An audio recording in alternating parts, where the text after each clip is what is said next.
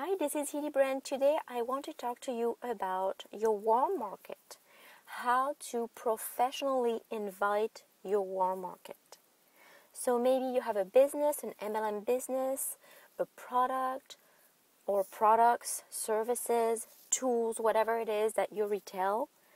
And when you understand how to treat your business as a business, how to use your time efficiently to get best results, and how to professionally invite your cold market, how it works so well, then you have to apply the same exact principles with your warm market.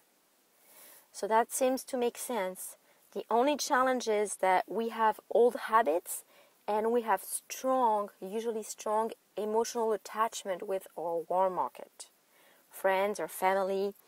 And if you're in a people's business, usually it is because you care about people and you would like them to succeed. And it is even stronger. So first of all, you have to be able to detach yourself emotionally from your cold market for the outcome. But even harder than that is to learn how to detach yourself emotionally from your warm market. So you have to remember that, number one, there are many ways for people to succeed financially and in life in general. And what works for you may not be a fit for others. And they may not want what you want. Second of all, people have freedom to decide for themselves what is best for them. And you have to respect that. Even if you think that you know better or you have the recipe for success, each may be different for them and you have to respect their freedom of choice. So one thing that happens is that people tend, and I have been there, tend to just tell people why it works and why it works for you in a way that it will work for them too. Well, you don't know that for sure. They first have to decide. They first have to decide on what they want in life and on what they want for their business. And they have to decide that it is the best fit for them. It's important that people educate themselves and consider different options before making a decision. It's always better when people decide for themselves on what they think is best for them after looking around, after evaluating different options. And so it is just like when you're shopping for shoes. Let's say a friend of yours or a family member is a shoe retailer, and that person is just telling you, well, you have to buy this pair of shoe because that's the best one in the market for different reasons. Because first of all, I like it best. Second of all, it's my favorite color. Third of all, it's the most comfortable in the market. And whatever else. Do you really like that approach?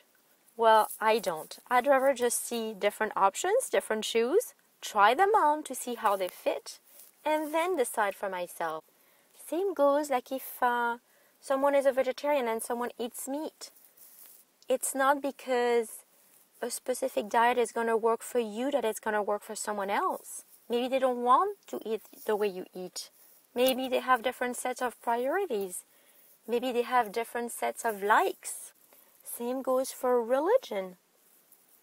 And so usually, as a rule of thumb, people don't care. They do not care about what you think is best for them. They care about what they think is best for them. So stop wasting your precious time and your precious energy, as well as their precious time and energy, and stop spinning the wheel. Be efficient. You definitely want to take time with your friends and family to connect on personal levels, on other levels. But if the conversation has to deal with your business, you have to treat it like a business, whether it is friends or family or someone that you do not know personally. You are a consultant, an educator, and your business is your business.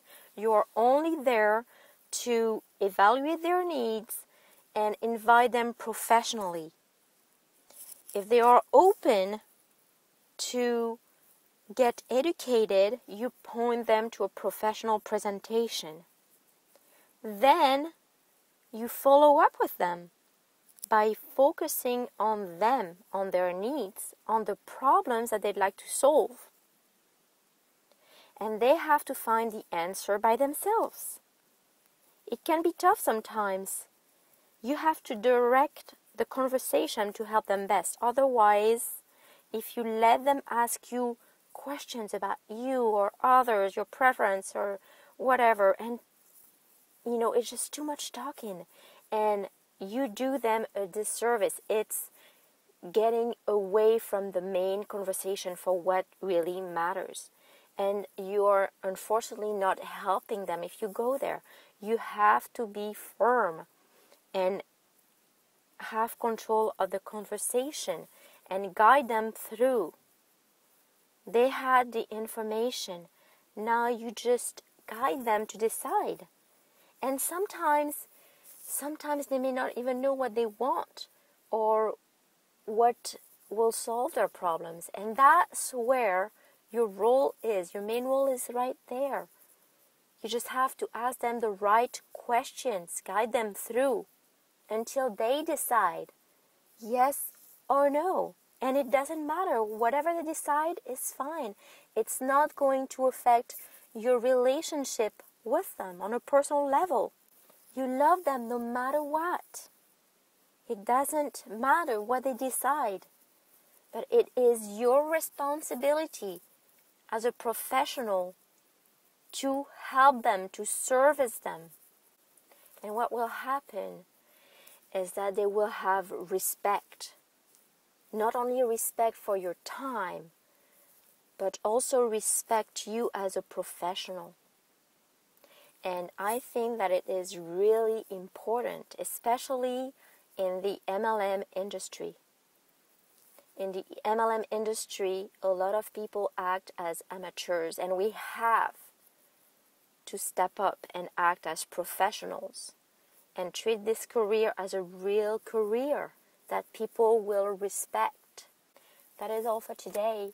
Thank you for listening, and I will see you in the next video or audio.